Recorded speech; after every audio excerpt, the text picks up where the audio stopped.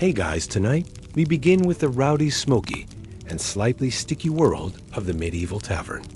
The unsung heart of every town, the unofficial news center, and the only place where a knight, a farmer, and a bard could all get equally drunk and equally robbed.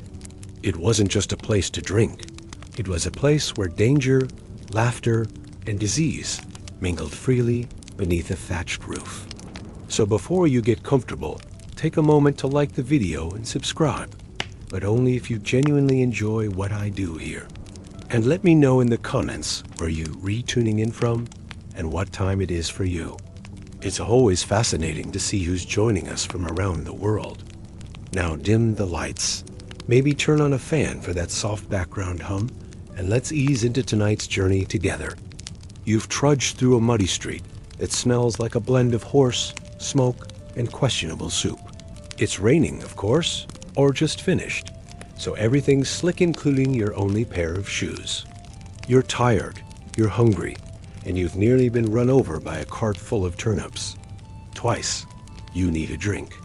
So how do you find a tavern in a medieval town? There are no glowing signs, no Yelp reviews, and definitely no GPS. What you do have are your ears. Just follow the sound. Somewhere past the blacksmith's forge and the fishmonger yelling about fresh river eels is a rising tide of laughter, shouting, and someone loudly singing about a goose. There it is, a crooked wooden building, leaning slightly, as if the architecture itself has had a few too many. Hanging above the door is a wooden sign with a fading painting. Maybe a barrel, maybe a bear, maybe both. Either way, this is the place. Welcome to the tavern. The front step is slick with spilled ale. When you push open the heavy, iron-hinged door, it groans in protest, a long theatrical creak worthy of a stage. You're met with a wall of warm air and the rich perfume of smoke, wet wool, stale beer, and mystery meat. It hits your face like a drunken handshake. Inside, the ceiling is low enough to make tall men duck and drunk men bump their heads. The floor is dirt, literally dirt, though someone has scattered straw in a half-hearted attempt to make it seem cleaner. It isn't. There are no private booths, no servers with menus, and no chance of a quiet conversation. This is a medieval tavern, and it only exists in two states, rowdy or closed due to fire. You spot an open seat on a lopsided bench near the hearth, but it's wet. With what? You don't ask. Someone nearby is arguing over a stolen chicken. Another patron is passed out, still clutching a ladle. A one-eyed dog gnaws a bone beneath the table like he owns the place. And this is just the entrance. You've barely arrived, and already it smells like a night to remember or regret. As the tavern door thuds closed behind you, the dimness wraps around your senses like a damp wool blanket. Warm, itchy, and just a bit suspicious. Your eyes slowly adjust. Candlelight flickers against soot-streaked walls, casting jittery shadows that make the furniture look ready to start a fight. The hearth blazes in a far corner, offering heat and a minor fire hazard in equal measure. Smoke coils in the air, drifting lazily toward a chimney that may or may not be clogged by a dead crow. But it's not the noise or heat that hits hardest, it's the smell. The scent of a medieval tavern isn't just offensive, it's an emotional experience. There's ale, warm and sour, splashed across every surface. Sweat human, horse, and maybe even something unidentifiable. Moldy bread, damp straw, a faint waft of boiled onions. It all blends into something no perfumer would dare bottle. Tables are etched with names, crude doodles, and the scars of countless blades. They wobble with pride. The benches groan beneath thick cloaks, muddy boots, and the weight of bad decisions. The floor, already dirt, is layered with straw meant to soak up spills, spit, and the occasional unconscious guest.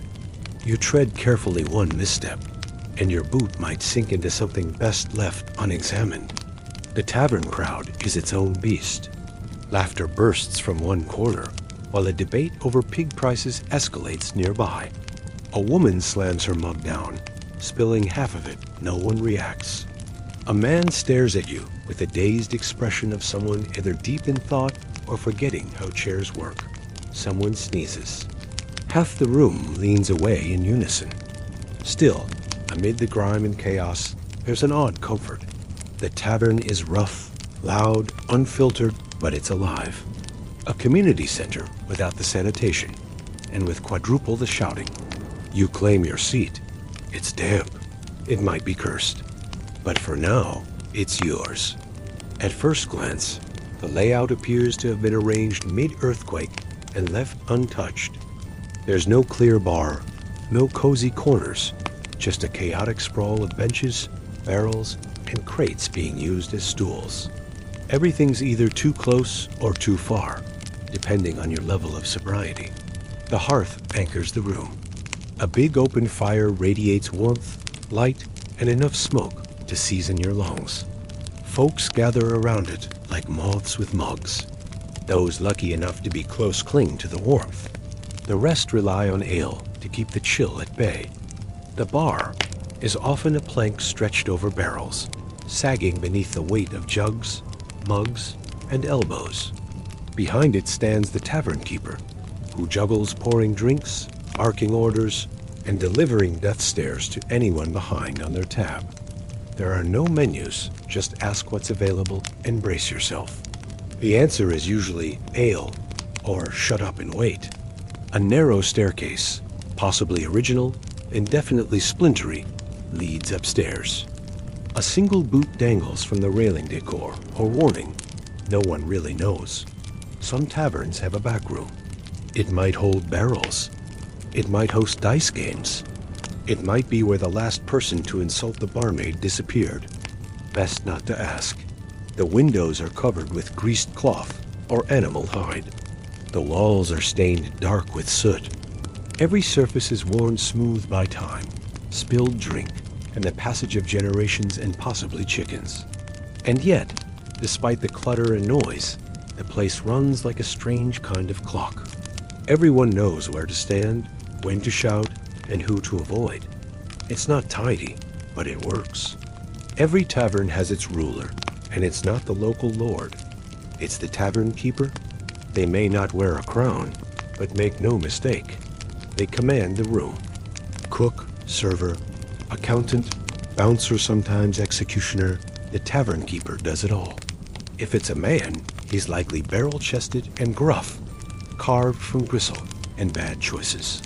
If it's a woman, and many are, she's sharper than a whetstone and has a glare that can silence a brawl mid-punch.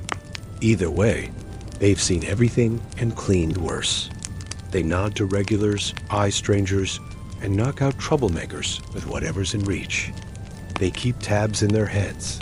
Who's paid, who hasn't, and who shouldn't be served again. They don't need a ledger. Their memory is long, and it's terrifying. When they're cheerful, the tavern hums. When they're not, drink fast and keep your mouth shut. They're also the town's greatest source of knowledge. Who's sleeping where? Who skipped out on rent? Who just arrived under a false name? Ask the barkeep. Want safety? Sit nearby? Need a favor? Hopefully, you didn't break a mug last week. Some have helpers, a son, a spouse, an orphan they half adopted, and now make carry barrels twice their size.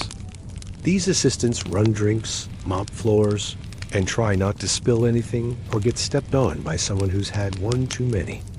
To you, the tavern may feel like an uproarious mess, but in truth, it's a carefully balanced ecosystem. And at the center, commanding the storm like a god in an apron, stands the one person keeping the ale flowing and the roof from collapsing into a brawl, the tavern keeper. You finally settle onto a creaky bench, dodging elbows and what might once have been stew. Your throat is dry. Your boots are damp. And now it's time for the main event, the drink.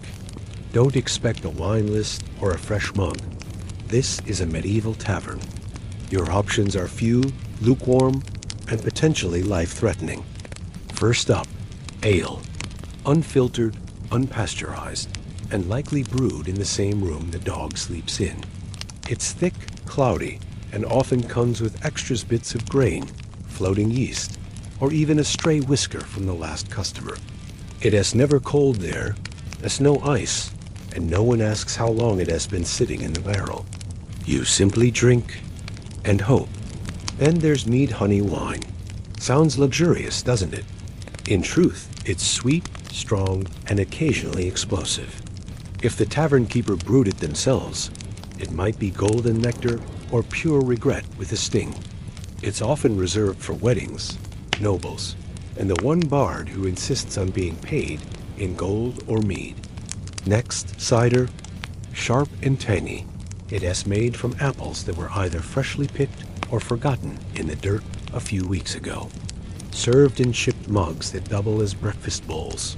It's less popular in orchard-rich areas, and with folks trying to forget who they sitting beside. Wine? Technically. But unless you're in southern Europe, or someone rich is passing through, expect it to be sour, watered down, and accompanied by sarcasm. The good stuff is saved for bishops, lords, and merchants who just sold a mountain of salt. And then there's water, a bold choice, often filled with invisible danger. Boiling it takes firewood, and clean wells are rare. That's why even the children drink ale not for the taste, but because dying of dysentery before age 8 was a little too common. No one's measuring shots or muddling herbs here. You drink from mugs made of wood, clay, or metal. Some still smell faintly of last night's stew. You raise it to your lips, sniff, and take a cautious sip. It's warm. It's bitter. And somehow, it's just right. Because in a medieval tavern, if it's wet and doesn't kill you immediately, it's a good vintage. You've survived the drink barely. Now your stomach grumbles, reminding you that you haven't eaten since sunrise, and your last meal was mostly barley and sadness. Time for food, but keep your expectations very low.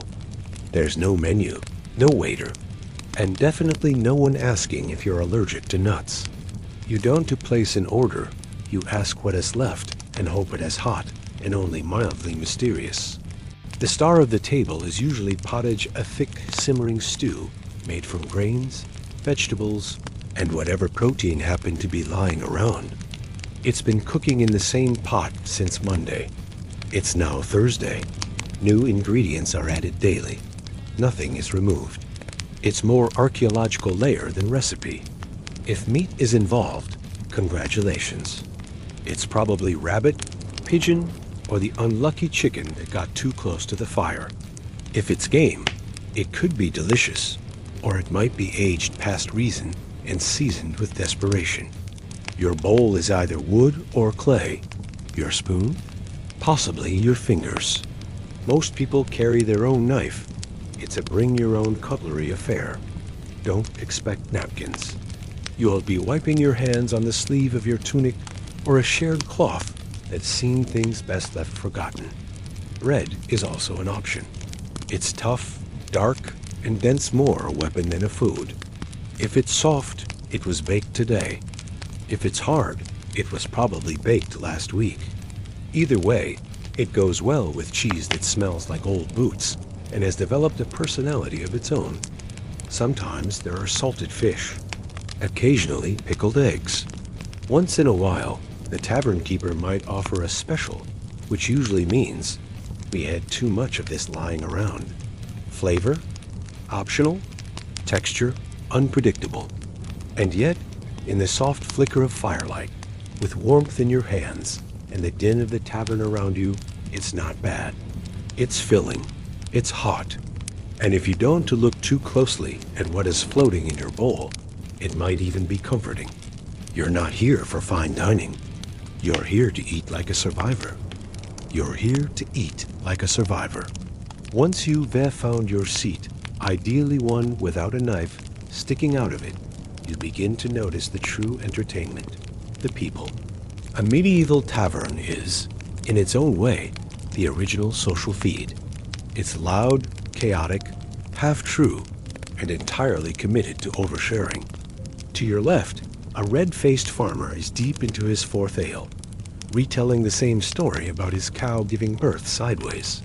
He slaps your shoulder mid-sentence, like you an old friend, or perhaps just a decent substitute for the pig he usually drinks with. At the far end of the room, a hooded figure sits quietly in the shadows, nursing a drink. He could be a runaway monk, a wanted thief, or someone simply allergic to conversation. Either way, you're not about to start chatting unless you're ready to vanish behind the stables. Near the hearth, a soldier in vented armor entertains a group with tales of distant battles. His story involves dragons, Frenchmen, and a sword that could talk. It's almost certainly untrue, but no one minds. His mug is full, and his audience is laughing. A merchant, sweaty and loud, shouts prices for grain no one asked about. He tosses gold coins around like he's hoping to get robbed before midnight. At a warped table nearby, two locals play dice with deadly seriousness. One of them is clearly cheating. The other notices and lets it happen. Maybe he's saving the fight for later. In the corner, a bard strums on a half-tuned lute, his voice cracking on the high notes of a love song that sounds suspiciously improvised. No one complains.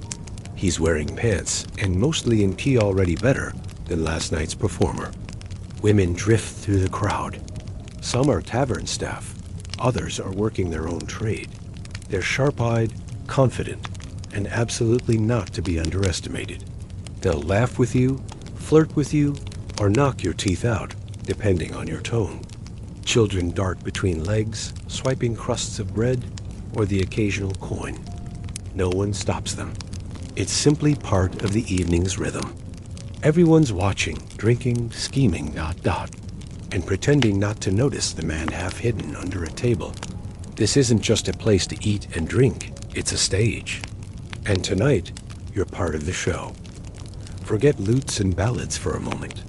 The real soundtrack of a medieval tavern isn't music, it's a living symphony of chaos. It begins with the clink of mugs dozens at once slamming against wooden tables in celebration, negotiation, or just drunken instinct. Some clatter cheerfully, others shatter entirely. Both are met with cheers. Then comes the laughter. Loud, unfiltered belly laughter that sounds like it escaped from a barnyard. Most of it doesn't make sense. A farmer laughs at his own joke about hay. A knight giggles at the word pottage. A monk wheezes every time someone says duck. You learn quickly not to ask. Voices overlap like a tangled song shouting, storytelling, arguing about taxes. Someone is misquoting scripture to win a bet. The bartender is yelling orders while swatting flies. A barmaid snaps at a man who got too handsy. And someone keeps yelling, "Another round," like a knight charging into battle. In the corner, the bard plucks the same four chords over and over, launching occasionally into songs about lost love, heroic chickens, or noblemen who forgot how pants work. No one listens until he starts singing about someone in the room. Then things either get wildly entertaining or dangerously quiet. Someone spills something. Someone burps loud enough to shake the rafters. Someone else falls off a bench and keeps talking from the floor like that was the plan all along. Dogs bark. A goat bleats. Why is there a goat? Chairs scrape across the dirt like distant thunder in a wooden canyon. It's not peaceful, but somehow it has rhythm. Occasionally, the room goes quiet. Not on purpose, just a strange little lull. It lasts exactly 3 seconds. Then someone farts like a hero, and the music resumes. This isn't just background noise. It's the tavern's heartbeat. Raw, rowdy, and relentlessly alive. And if you listen closely enough, it starts to make sense, a kind of harmony rising from the disorder. And like everything else in the tavern, it only gets louder the longer you stay. Once the ale flows and the stew settles, the room shifts again.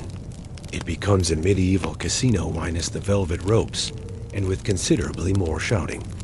Gambling is the sport of the evening, and everyone plays. From grizzled mercenaries to barefoot kids borrowing dice, no one is left out. There's no dealer, no rules board, no regulation. Just a cracked wooden table, a handful of copper coins, and the quiet certainty that someone's about to lose big. Dice are the favorite.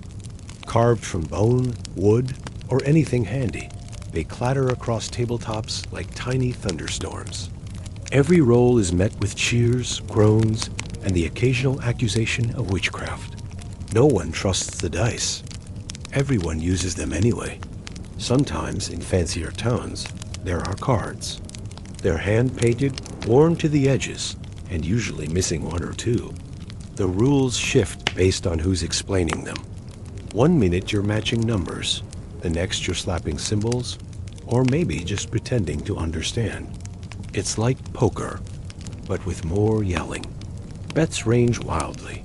Coins, mugs, chickens. A man wagers his boots.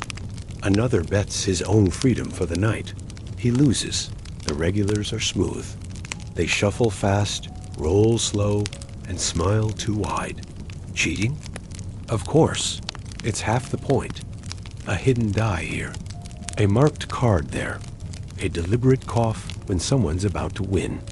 If you win big, you're expected to buy around, or risk finding out just how fast things can go bad.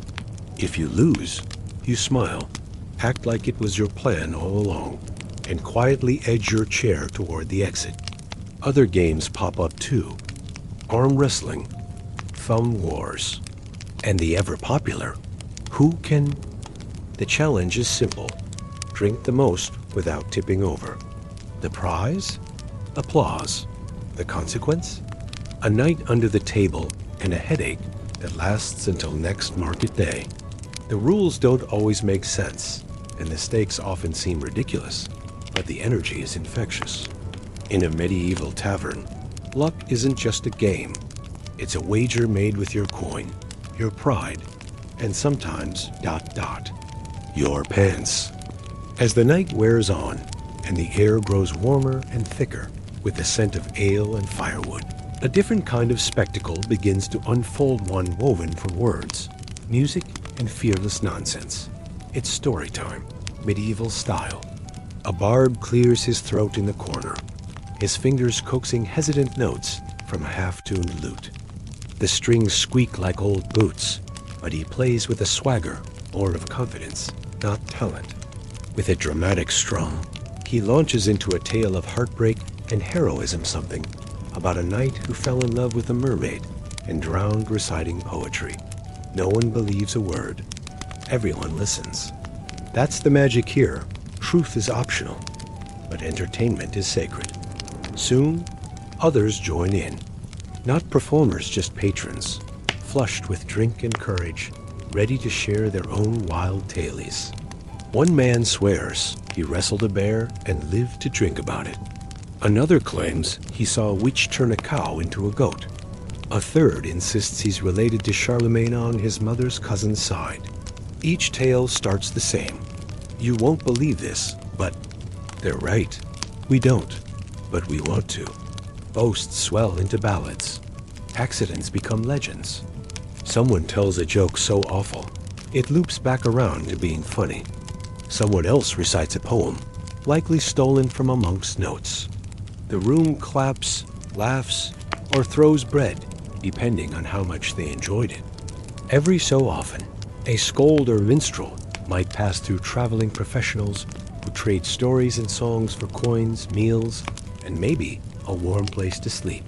Their songs are polished, their tales practiced, and their ability to stir up a crowd unrivaled. Still, even they follow the tavern-esque golden rule. Never let the facts get in the way of a good story. In this smoky, flickering room, storytelling isn't just fun, it's ritual. It's how you make friends, rivals, and lifelong drinking companions. By midnight, half the tavern is acting out the saga of a one-legged knight who defeated 6 robbers using only a ladle. It's ridiculous. It's clearly made up. And yet you cheer, you laugh, and for a while, you believe.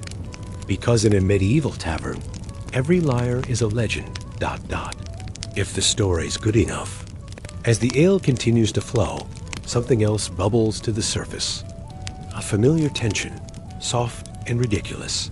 The strange dance of medieval romance. The bard is mid-song, crooning about a shepherdess with commitment issues, and suddenly, everyone is feeling a little bold. Flirting here isn't subtle. It starts with intense eye contact, or at least a mead-blurred attempt at it. A man with 2 remaining teeth leans forward, slurring, "My lady, your beauty burns brighter than the hearth."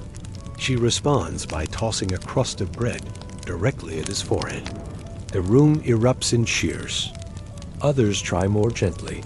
A refilled mug, a compliment, an offer to help carry stew across the room, though it still spills. If you're a woman's staff, traveler, or just someone passing through, you're likely fending off at least 3 wannabe poets, 2 arm wrestlers, and 1 man trying to impress you by balancing a knife on his nose. It might work. Usually, it doesn't. Still, for those genuinely seeking companionship, the tavern offers more than awkward flirtation. Courtesans drift through the room like seasoned actors, knowing exactly who has coin, who has charm, and who will pass out before they reach the stairs. The exchanges are quiet. The consequences are loud. Jealous lovers aren't uncommon. Nothing starts a tavern brawl faster than a stolen glance, a misplaced hand, or a laugh that lingers too long. Tables flip. Mugs become weapons. A bench snaps clean in half again. And yet, even in this noisy, smoky chaos, something soft persists. A baker's daughter and a traveling stonemason share a bowl of stew and laughter. 2 farmers bond over a shared hatred of turnips. A monk flirts with a nun entirely by accident. Love, or something close enough, still finds its way in. Because in the medieval tavern, romance is a strange blend of luck, charm, and not passing out face first in your soup. You might win a heart. You might get slapped. Either way, you'll remember it, or someone will remind you in the morning. Eventually, the inevitable arrives. Maybe someone spilled their drink. Maybe a dice game ended with too many winners. Maybe 2 people claimed the same bench, and neither one was ready to let it go. Or maybe, just maybe, someone insulted someone's mother. Goat or soup, it doesn't matter. Suddenly, it happens.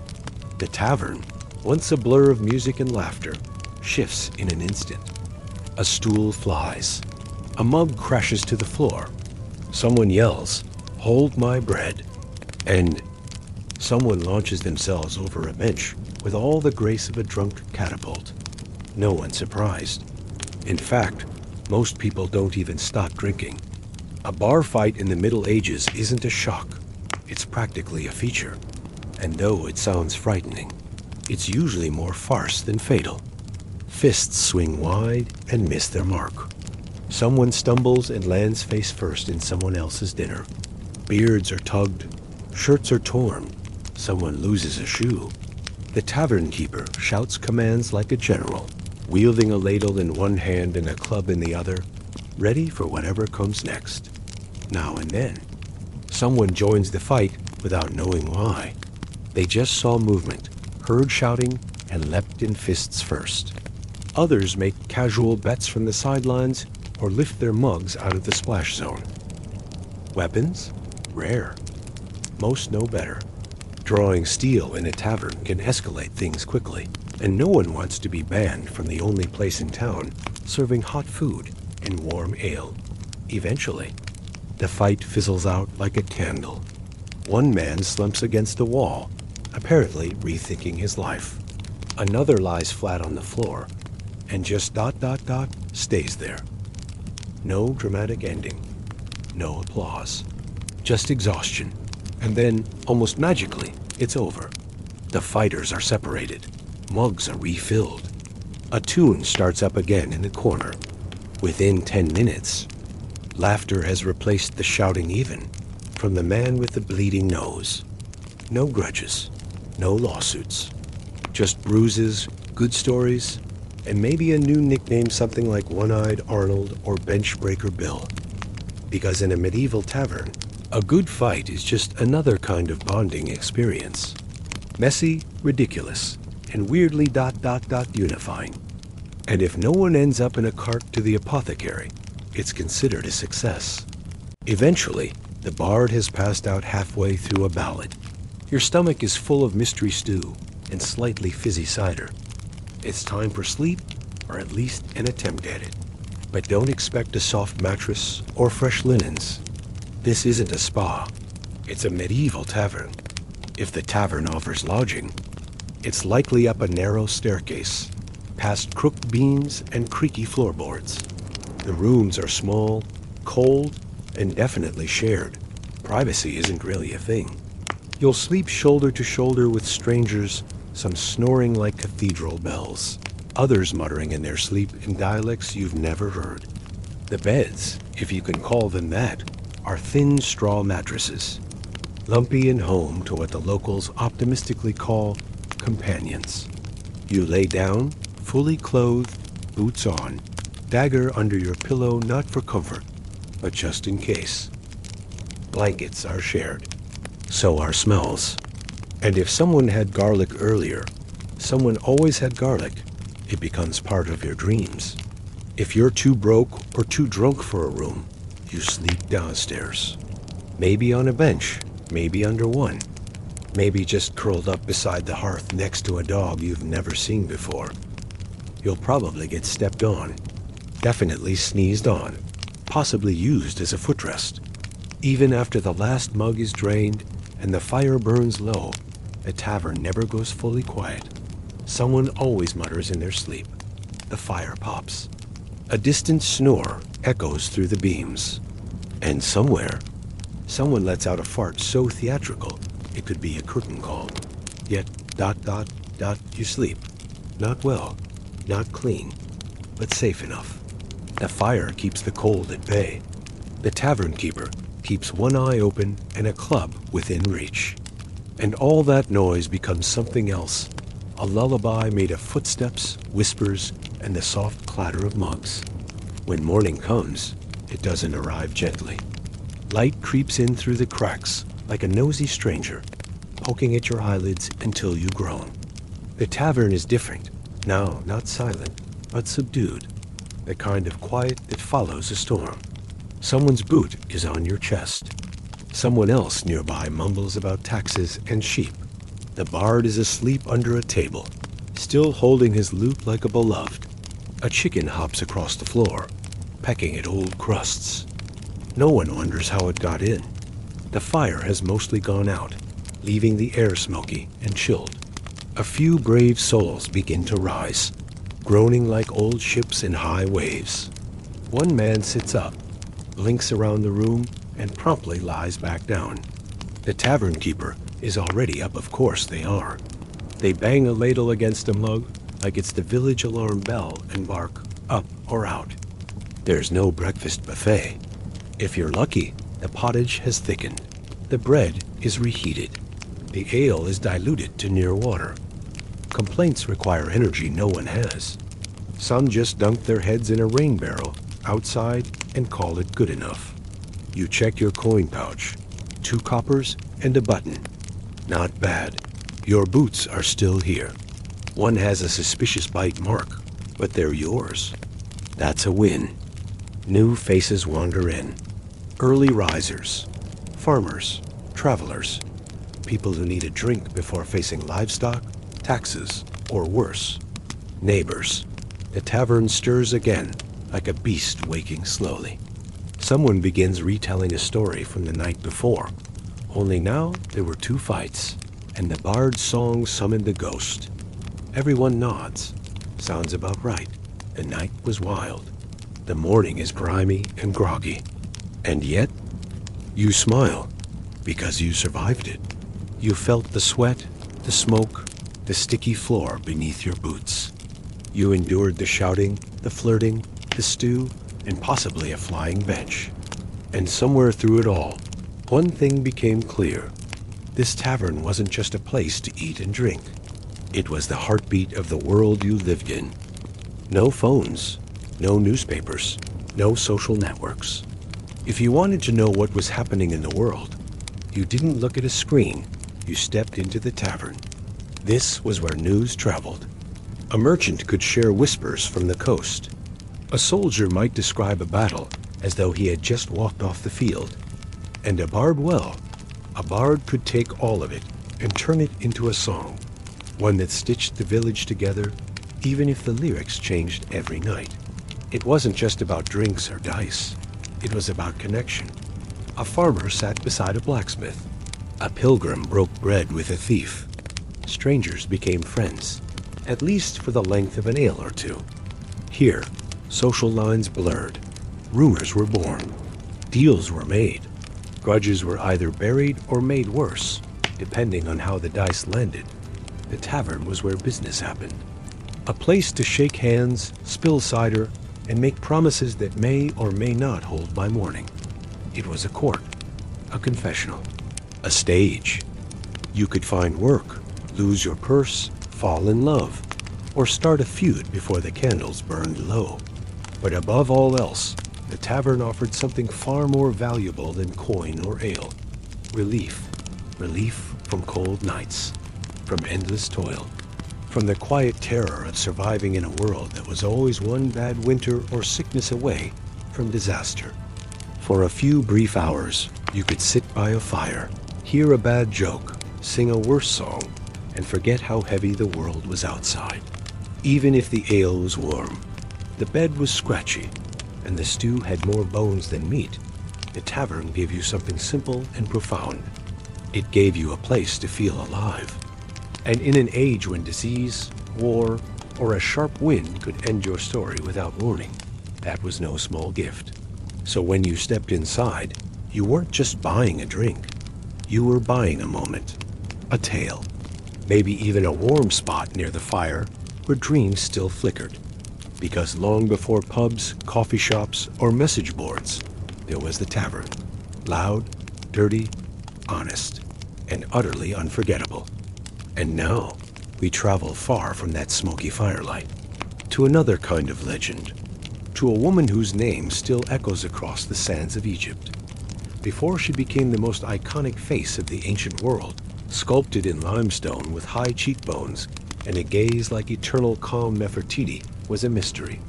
Her name means, the beautiful one has come, but no one can say with certainty where she came from.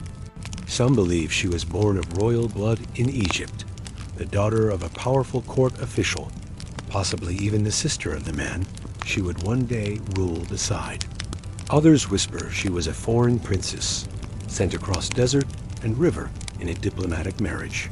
Her origins are debated, but her impact is not. Nefertiti didn't drift gently into history. She arrived like lightning bright, commanding, unforgettable. She wasn't just queen. She was a partner, an equal, a force beside a man who would change the shape of his kingdom forever. Pharaoh Akhenaten. Together, they overturned the world. Centuries of gods, temples, and rituals were cast aside. The great pantheon of Egypt was reduced to one singular divine presence, the sun itself. Aten. It was a spiritual revolution, a dangerous one. And Nefertiti wasn't sitting in the background. She was leading rituals, making offerings, even shown in temple carvings smiting Egypt's enemies, a role reserved only for kings. In the artwork of the time, she doesn't shrink behind her husband. She stands tall, proud. Her image appears more often than his, radiant in flowing gowns, sunlit, divine.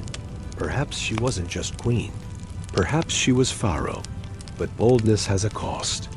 The priests of the old gods seethed. The capital moved to a strange new city, Akhetaten now Amarne, a city built for the sun. Its streets aligned so the sunrise split the cliffs like an ancient compass. And through it all, Nefertiti remained, carved in stone, sung in hymns, worshipping the Aten with her daughters. A royal family framed by sunbeams and soft, human gestures, kissing, laughing, praying. Even the art changed, no longer stiff or eternal, but tender, alive, vulnerable. It was a world remade, and Nefertiti helped shape it. Some believe she held true political power. perhaps even ruled alone.